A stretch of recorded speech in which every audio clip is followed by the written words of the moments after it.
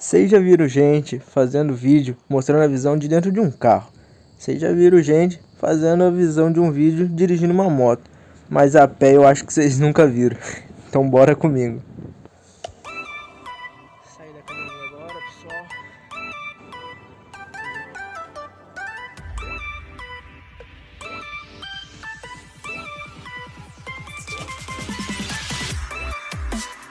Fala pessoal, eu sou o Anderson. E sim, quando eu viro o celular pra mim, eu nem sei o que ele tá gravando. Enquanto eu vou falando, eu vou fazendo esses jogos de câmera pra ficar mais legal pra vocês assistirem. Tá, vamos lá. Mas quanto que você enxerga, Anderson? Eu enxergo 10% do olho direito e do olho esquerdo eu brinco que ele só tá aqui de bonito. Porque infelizmente eu não consigo ver nada com ele. Eu sempre fui um cara que desde criança sempre desafiou a visão que tinha. É por isso que hoje minha mãe toda semana tem que pintar o cabelo. Quando eu era pequeno, o médico me falou e falou pra minha mãe que eu não podia pular da altura de uma cadeira. E nisso eu já fazia capoeira, andava de skate, carrinho de rolemã e mais um monte de doideira.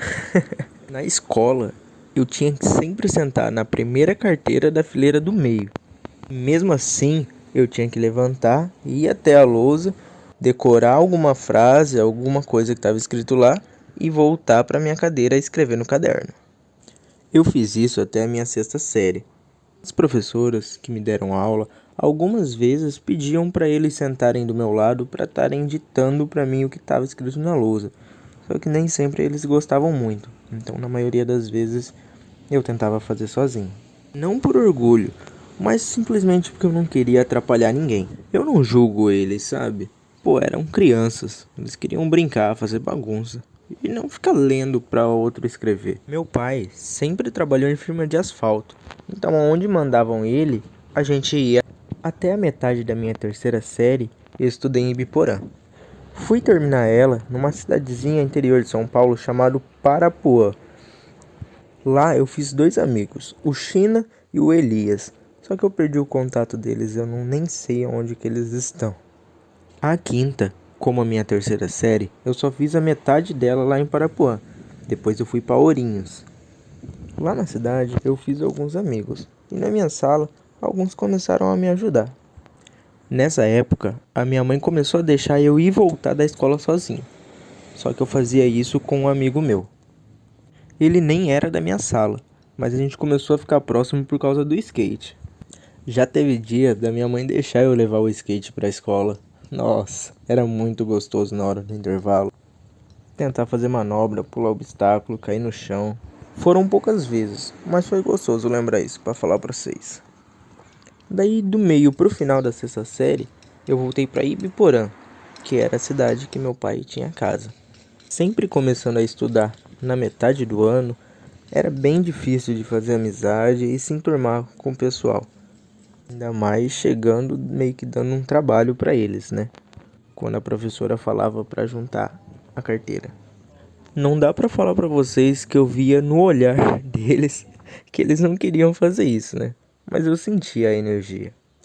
Lá pela 7ª ou 8ª série, eu fiz 2 amigos, um Iago e o outro Lucas. Eu levo eles até hoje pra minha vida. A gente sempre conversa. Tive outros também, mas em geral foi bem difícil essa época do meu ensino médio. Muitas vezes eu ficava sozinho, e outras vezes tentando me enturmar, sempre acabava não dando muito certo. No meio disso aí, as brincadeiras que eu enfrentava na escola, que hoje é chamado de bullying, foram fazendo eu me desanimar da vida, não entendendo o porquê que eu tinha nascido.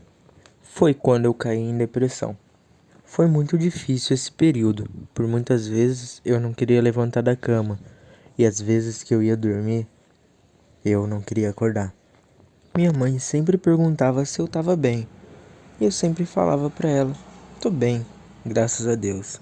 Na minha cabeça, os meus problemas eram meus, e eles já tinham problemas para resolver. Mas hoje, se eu pudesse dar um conselho, eu diria para não fazerem isso. Eu fiquei mais forte, mas nesse processo eu cheguei por uma faca no meu pescoço. Graças a Deus, ele não deixou eu fazer isso e começou a me explicar qual seria o meu propósito aqui na Terra. Comecei a assistir vídeos no YouTube de motivação, como do Nando Pinheiro, B-Motivation, professores, palestras do Leandro Carnal, do Clóvis de Barros Filho, do Mário Sérgio Cortella, enfim, muito interessante. Eu acredito que vocês iriam gostar. Eles me ajudaram e me fizeram entender muito sobre a vida. Minha mãe, sempre me vendo quieto e trancado no quarto, tomou a decisão de me colocar na academia, porque ela ouviu de uma amiga que a academia poderia me fazer bem. Só que essa amiga dela não tinha ideia do quanto realmente faria. No primeiro dia que fui, quando cheguei em casa, disse que nunca mais iria pisar o pé numa academia. Aquele pessoal andando um lado pro outro, outros gritando, fizeram eu assustar um pouco, eu admito. Mas eu pensei, eu não vou desistir. Vou tentar mais uma vez. E foi nesse tentar mais uma vez que eu sempre direcionei a minha vida. Por isso eu digo pra vocês, sempre tentem mais uma vez. E não só uma, 2, 3, 4, até realmente conseguir o que vocês desejam. Qual for o caminho que vocês escolherem, vá até o final. Lá na frente, quando vocês vencerem, vocês vão se orgulhar disso. Coisa linda.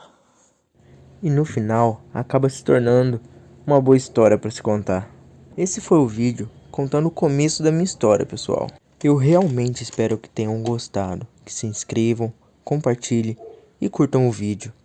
Até a próxima, pessoal.